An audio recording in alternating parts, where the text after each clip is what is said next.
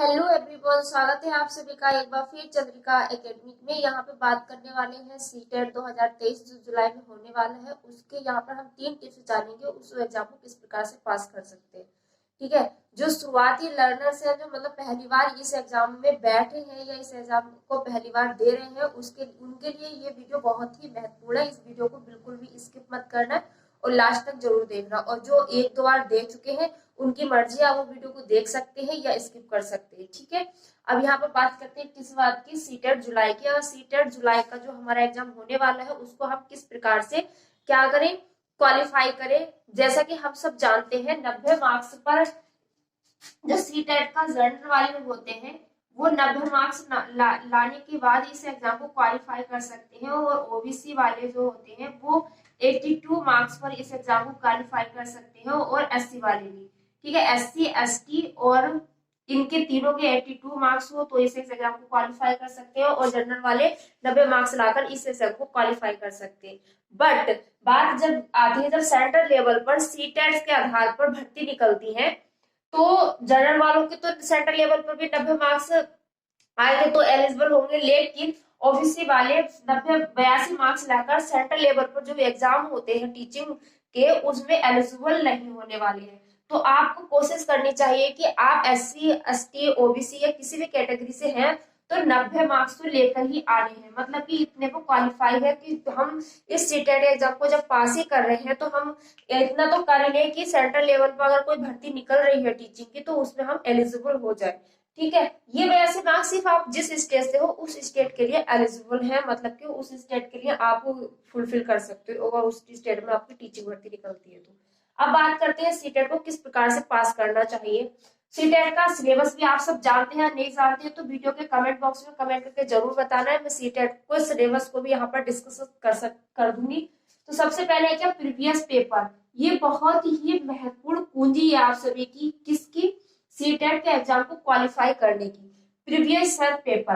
अब कुछ यूट्यूबर्स या कुछ टीचर्स लोग ये कह रहे हैं कि जब से ऑनलाइन एग्जाम हुआ है उससे पहले के पेपर देखने के लिए कोई जरूरत नहीं है, बस ऑनलाइन एग्जाम के पेपर देखो तो आपका वो हो जाएगा। लेकिन मैं यहाँ पर कह रही हूँ, चाहे ऑनलाइन एग्जाम हुआ हो या ऑफलाइन एग्जाम हुआ हो, दोनों में सारे के सारे, ये तो नहीं है, चलो 1-2 टॉपिक तो चेंज हुए थे जब ऑनलाइन एग्जाम हुआ था। सोशलाइजेशन जो टॉपिक था वो जुड़ा था सीटेट के सिलेबस में, लेकिन पहले भी तो वही पूछा गया था और अभी वही पूछा जा रहा है। बस पूछने का अंतर थोड़ा सा चेंज हो गया है कि पहले ऑब्जेक्टिव टाइप मतलब का इतना अंडरस्टैंडिंग बेस्ड क्वेश्चन नहीं हुआ करते थे।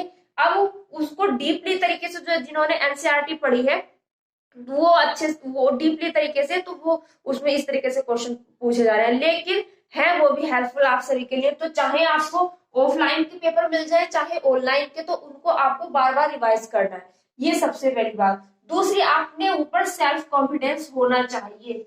क्या होना चाहिए, सेल्फ कॉन्फिडेंस। अपने माइंड में ये जरूर रखते रहना कि मुझे ये पेपर पास करना है और मैं इस पेपर को क्वालिफाई कर लूंगा या कर लूंगी। ठीक है, ये बहुत होना जरूरी है। सकारात्मक पॉजिटिविटी जो होती है वो होना जरूरी है।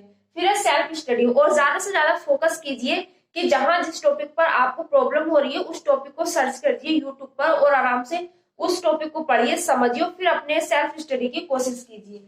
और फिर लास्ट में सबसे बड़ी की वो क्या है, वो आपको वीडियो के अंत में बताई जाएगी कि सबसे लास्ट में की क्या है इसमें। तो सेल्फ स्टडी पर फोकस कीजिए और सेल्फ कॉन्फिडेंस अपने आप पर होना चाहिए कि हाँ मैं इस एग्जाम को क्वालिफाई कर दूंगा।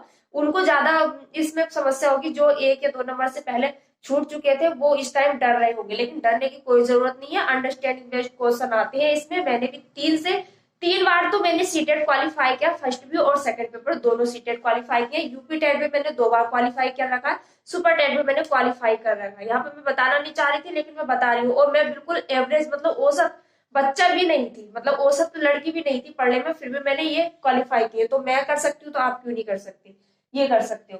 ठीक, तो ये काम करना है। अब लास्ट में एक महत्वपूर्ण पॉइंट आपको जरूर बताऊंगी। अब यहाँ पे बात करते हैं सिलेबस की। जैसा कि हम सब जानते हैं सीटेट में, सीटेट का जो सिलेबस देखें तो ये पेडालॉजी और सब्जेक्टिव टाइप से बटा हुआ होता है। मतलब बटा हुआ तो नहीं होता, पूछा जाता है। अगर ये मान लीजिए हिंदी 30 मार्क्स के तो उसमें 15 मार्क्स का तो पेडालॉजी मतलब शिक्षण शास्त्र के अंतर्गत क्वेश्चन बनते हैं, और बाकी सीटेट के जो हमारा व्याकरण का पोर्शन हुआ, व्याकरण भी नहीं पूछी जाती, बस पैसेज बना हुआ होता है उसमें पूछ लिया जाता है, वो भी सारा का सारा व्याकरण में ही आ जाता है। ठीक, तो यहाँ पर हिंदी की पैडालॉजी पढ़ रहा है। हिंदी की पैडालॉजी जब हम किसी भी विषय की, मतलब पैडालॉजी तो पैडालॉजी सेम होती है, चाहे वो हिंदी की हो, इंग्लिश की हो, मैथ की हो, ईवीएस की हो, सीडीपी की हो, ठीक है, थोड़ा बहुत ही चेंज होगा लेकिन इतना चेंज नहीं होता है। आप किसी भी पैडालॉजी को करते वक्त सबसे पहले अपने माइंड में सेंटर में, अपने सेंटर में जब उस क्वेश्चन को सोल्व करें तो बच्चे को सेंटर में जरूर रखना है। किसको? चाइल्ड को सेंटर्ड जरूर रखना है, ठीक, तभी उसको आप हल कर पाओगे कि उस पर अप्लाई कर पाओगे। या फिर खुद अपने आप को बच्चा बनाकर उस क्वेश्चन के अंतर्गत अपने आप को अनुभूति करवाइए कि अगर मैं इस स्थिति में होता और मैं बच्चा होता तो मैं क्या करता। इस तरीके से क्वेश्चन छांटने में हमें बहुत अच्छे से समझ में आ जाता है। पैडालॉजी के हम मान लीजिए 50 मार्क्स में पूछा जाता है सीडीपी, सॉरी पैडालॉजी किसी भी सब्जेक्ट का, इंग्लिश हिंदी किसका, तो हम इसमें लगभग 10 से लेकर 12 तक के क्वेश्चन हम आराम से सोल्व कर लेते हैं।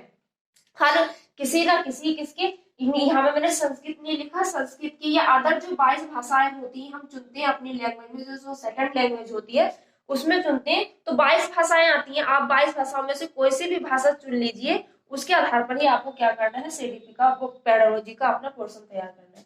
बात करते हैं यहाँ पर ऑब्जेक्टिव टाइप। यहाँ पर सीधे ऑब्जेक्टिव कोई क्वेश्चन पूछा जाता है, जैसे क्रिया प्रश्न अनुबंधन का सिद्धांत किसने दिया, और जो थ्योरीज पूछी जाती है वो भी इसमें ही पूछी जाती है, ठीक है, जैसे कि कॉलबर्ट की थ्योरी हो गई और प्याजे की थ्योरी हो गई, वाइगोत्स्की की थ्योरी हो गई। उन थ्योरियों को अब बहुत डीपली तरीके से पढ़ना है हमें।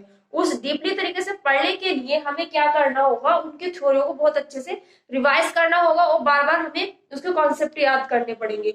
और अब तो घुमा के क्वेश्चन दिए जा रहे हैं, किस प्रकार, वो है तो थ्योरी में से लेकिन घुमा के क्वेश्चन दिए जा रहे हैं, जिनकी अंडरस्टैंडिंग बहुत ही अच्छी होगी वो उनको कैच करके क्वेश्चन अच्छे से समझ में आ जाएंगे। इस तरीके से इसमें भी बनते हैं, ठीक है, इसमें बनते हैं ऐसे मैथ एंड साइंस में और सोशल साइंस से, जिसको सोशल स्टडी दी है, सेकंड वाला पोर्शन बता रही हूँ, ठीक।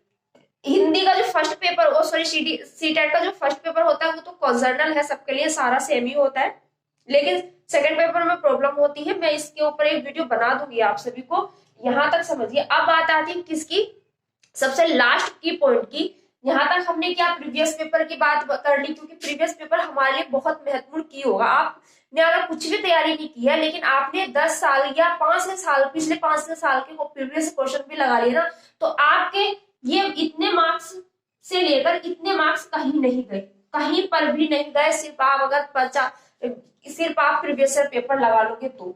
सेल्फ कॉन्फिडेंस अपने आप पर रखना है, फिर सेल्फ स्टडी, स्वयं की स्टडी अपने आप करनी है। बाद में आता है एक महत्वपूर्ण की, क्या होता है वो, टेक्स्ट बुक लगाना, मतलब टेस्ट लगाना, टेस्ट लगाना, ये हमें बहुत जरूरी है। और अब तो ऑनलाइन जो सीबीटी मोड में हो रहा है हमारा, उसके लिए हमें क्या करना, ऑनलाइन टेस्ट लेने हैं या फिर ऑनलाइन टेस्ट देने ज्यादा से ज्यादा।